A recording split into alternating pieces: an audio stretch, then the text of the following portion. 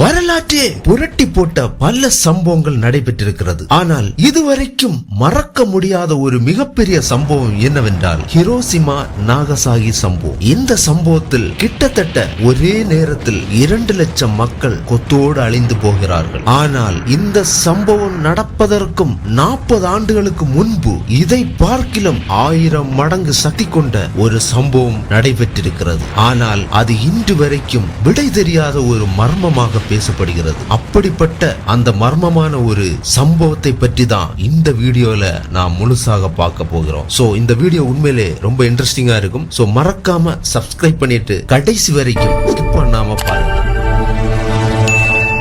இது 1908 ஜூன் மாதம் 30ஆம் தேதி காலை சரியாக 7:17 மணி அளவில் இந்த உலகத்தையே மர்மத்துக்குள் ஆளாக்க போகும் ஒரு மர்ம சம்பவம் நடக்க போகிறது என்று யாரும் நினைத்திராத ஒரு வேளை. இது காலை வேலையாக காணப்பட்டதால் மக்கள் தங்களுடைய காலை கடன்களை முடித்துவிட்டு வேலைக்கு செல்வதில் ஆர்வமாக இருந்த அந்த வேளையில்தான் இந்த உலகத்தையே மாற்றக்கூடிய மிகப்பெரிய ஒரு வரலாற்று சம்பவம் நடக்க போகிறது என்று யாரும் அறிந்திராத அந்த வேளையில் ஒரு மிகப்பெரிய சம்பவம் நடைபெறுகிறது. ஆனால் இதில் ஒரு விஷயம் என்னவென்றால் இது மக்கள் குடியிருப்பு பகுதியில் இருந்து பல 100 கிலோமீட்டர்களுக்கு அந்த பக்கம் ஒரு நிகழ்வு நிகழ்கிறது. அந்த நிகழ்வு இன்றைக்கு வரைக்கும் ஒரு மிகப்பெரிய மர்மமாக காணப்பட்டு கொண்டிருக்கிறது. இந்த இடத்தை எக்ஸாக்டா நம்ம சொல்லணும்னா ரஷ்யாவினுடைய மத்திய பகுதியில் இருக்கக்கூடிய மிக அடர்ந்த காடு, அதாவது சைபீரியா காட்டினுடைய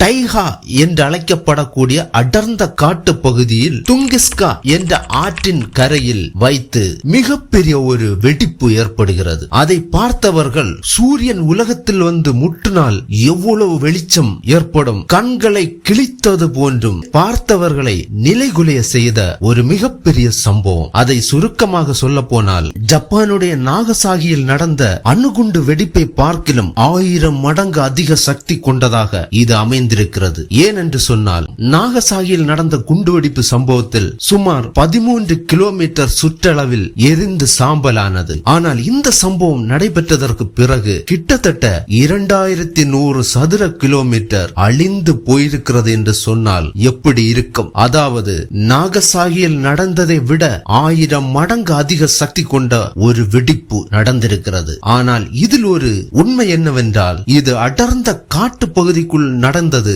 மக்கள் அங்கே வாழ முடியாத பகுதி என்பதால் மக்கள் தப்பித்துக் கொண்டார்கள். அதற்கு பதிலாக கிட்டத்தட்ட 80 மில்லியன் பிரம்மாண்ட மரங்கள் அழிக்கப்பட்டது. சின்ன மரங்களை கணக்கெடுக்கவில்லை. பிரம்மாண்ட 80 மில்லியன் மரங்கள் அழிக்கப்படணும் என்றால் நீங்கள் யோசிச்சு பாருங்கள். ஒரு மரத்தை வீழ்த்துவது சாதாரண காரியமா? இதன் ஒரே வெடிப்பில் 80 மில்லியன் மரங்கள் வேருடன் சாய்க்கப்பட்டு எரிந்து சாம்பலாயிருக்கிறது. இதை நாம் நம்முடைய தமிழ்நாடுடன் ஒப்பிட்டு பார்த்தால் ஒரு மாவட்டமே அழிந்து கருகி போனதற்கு சமம். குறிப்பாக சொல்ல போனால் சென்னை மற்றும் கன்னியாகுமரி மாவட்டத்தின் மொத்த பரப்பளவு முற்றிலுமாக அழிக்கப்பட்டதற்கு சமம். அவ்வளவுக்கு மிக பிரம்மாண்ட ஒரு வெடிப்பு ஏற்பட்டிருக்கிறது. ஆனால் இது 1908 காலங்கள் என்பதால் இன்னைக்கு இருக்கக்கூடிய டெக்னாலஜி அளவு அன்றைய காலங்களில் இல்லை. மட்டுமல்லாமல் இது அடர்ந்த காட்டு பகுதிக்குள் நடந்த சம்பவம் என்பதால் இதை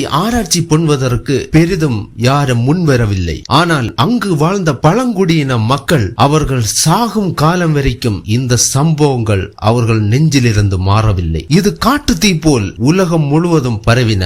ஆனால் இந்த சம்பவம் நடந்த இடத்திலிருந்து பல 100 கிலோமீட்டர்கள் அந்த பக்கம்தான் மக்கள் அடர்த்தியாக வாழக்கூடிய ஏரியாக்கள் இருந்தது. அந்த பல 100 கிலோமீட்டர்களுக்கும் அந்த பக்கத்தில் இருந்த வீடுகளின் ஜன்னல்கள் எல்லாம் உடைந்து சிதறடிக்கப்பட்டதாக சொல்லப்படுகிறது. மக்கள் எல்லாம் திகைத்து போனார்கள். இது என்ன நடக்குதென்றே தெரியவில்லை. அந்த அளவுக்கு மக்கள் குழப்பத்தில் காணப்பட்டிருக்கிறார்கள். அது மட்டுமல்லாமல் பல 1000 கிலோமீட்டர்களுக்கு அந்த பக்கம் இருக்கக்கூடிய ஐரோப்பிய நாடுகளுக்கும் இந்த வெளிச்சம் தெரிந்ததாக அங்கு வாழ்ந்த மக்களும் இதை கண்டதான சாட்சிகளும் சொல்லப்படுகிறது. அது மட்டுமல்லாமல் வடகொரியா போன்ற நாடுகளுக்கும் இந்த வெளிச்சம் தாக்கி இருக்கிறதாக இருந்ததாக சொல்லப்படுகிறது. அவ்வளவுக்கு பிரம்மாண்டமான இந்த வெடிப்பு ஒரு நகரத்தில் ஏற்பட்டிருந்தால் என்னவாக இருக்கும் யோசிச்சு பாருங்கள். இந்த சம்பவம் அடர்ந்த காட்டு பகுதியில் நடந்ததால் இங்கே நகரத்தில் வாழக்கூடிய மக்களுக்கு சில அதிர்வுகள் ஏற்பட்டது மட்டுமே, ஆனால் உயிர் சேதங்கள் எதுவும் ஏற்படவில்லை. இதனால் அரசாங்கம் பெரிதும் இதற்கான